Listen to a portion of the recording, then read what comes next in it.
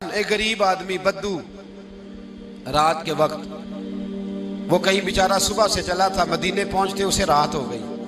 اس نے ڈرتے ہوئے نا خیمہ باہر لگا لیا. جہاں رات ہوئی نا آدھی رات کو ہوئی 1-2 بجے سمجھ لے پہنچا مدینے، تو اس نے باہر نے خیمہ لگا لیا. بیوی اس کی امید سے تھی، بچے کی ولادت کا وقت قریب آ گیا، بیمار ہو گئی. اس نے خیمہ لگایا، بیوی اندر ہے. حضرت عمر فاروق گشت پہ تھے رات کو، ساتھ ایک غلام تھا. حضرت عمر فاروق رضی اللہ تعالیٰ عنہ کہنے لگے وہ آگ جل رہی ہے تھوڑی سی، پتہ کرو کون ہے. تو آپ کا غلام پتہ کرنے گیا تو بدو نے ڈانٹ دیا، کہنے لگے جاؤ تمہیں کیوں بتاؤں.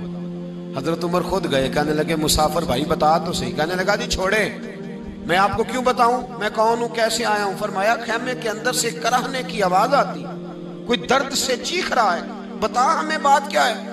کہنے لگا جی میں فلاں بستی فلاں علاقے کا ایک غریب ہوں، امیر المومنین عمر فاروق سے ملنے آیا ہوں، اور رات ہو گئی ہے تو یہاں خیمہ لگایا ہے، صبح میں ان سے مل کے چلا جاؤں گا.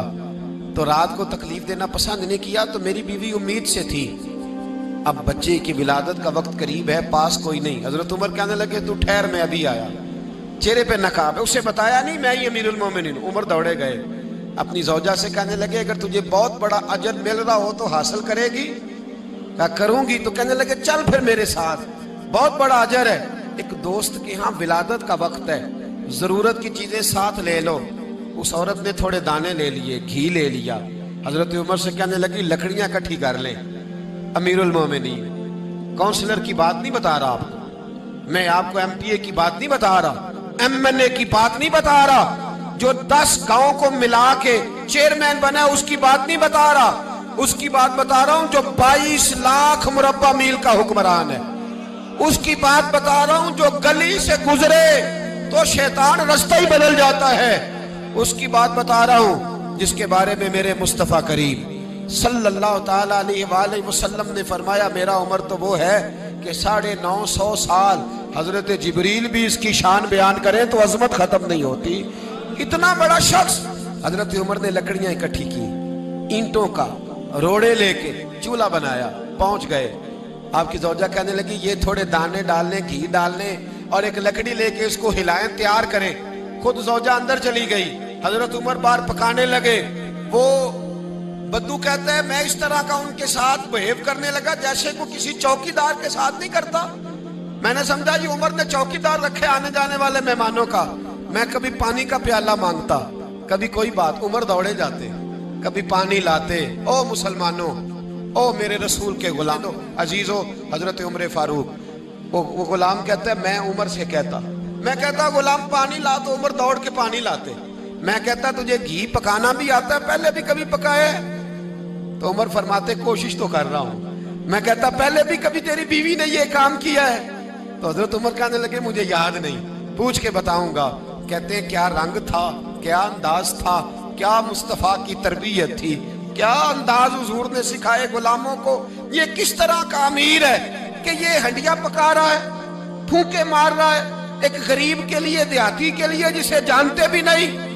اندر اس شخص کی بیوی کے ہاں بیٹا پیدا ہوا تو حضرت عمر کی بیوی اندر سے بول کے کہنے لگی امیر المومنین مبارک ہو، آپ کے دوست کے ہاں بیٹا پیدا ہوا ہے. جب کہا نا امیر المومنین مبارک ہو تو وہ شخص کہتا ہے میرے ہاتھ کانپنے لگے اور میں اس طرح دوڑا کہ میری پگڑی گر گئی. میں دوڑا تو عمر نے بلایا، کہا کدھر جاتے ہو؟ کہنے لگا آپ امیر المومنین ہیں، آپ امیر المومنین، آپ عمر ہیں، کیسر و کسرا جس کے نام سے کانپے آپ وہ ہیں جسے مصطفیٰ نے دعا مانگ کے اللہ سے مانگا، وہ والے عمر ہیں آپ. جس کے لیے علی المرتضیٰ فرماتے ہیں میں روز دعا کرتا ہوں، وہ والے عمر ہیں. جس کے بارے میں ابو بکر صدیق نے فرمایا تھا کہ میں اللہ سے کہوں گا مولا جو تیرے محبوب کی امت کے حق میں سب سے بہتر تھا میں اسے خلیفہ بنا کے آیا، وہ والے عمر ہیں. عمر امیر المومنین کی بیوی وہ تو خاتون اول ہوتی ہے، وہ تو ملکہ ہوتی ہے، اور تیری بیوی دائی بن کر ایک غریب کے بچے کے پاس بیٹھی رہی ولادت کے وقت. عمر امیر المومنین ہو کے تیری داڑھی ساری دھومے سے بھر گئی تو ڈیوٹی کرتا رہا.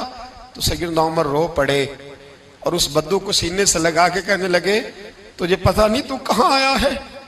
اس شہر کا پتہ ہے؟ اس نے کہا حضور کہاں ہے؟ فرمایا یہ میرے نبی کا مدینہ ہے، یہ مصطفیٰ کا مدینہ ہے، یہاں امیروں کا استقبال نہیں ہوتا، یہاں غریبوں کے استقبال ہوتے۔ یہاں حضور نے اس اسٹیٹ پہ میرے رسول پاک نے وہ والا رنگ دیا ہے کہ اب غریب سر اٹھا کے جینے لگے ہیں، اب مزدوروں کو عزتیں ملنے لگی ہیں، اب یتیموں نے سر اٹھا لیا ہے کہ ہمارا کوئی سننے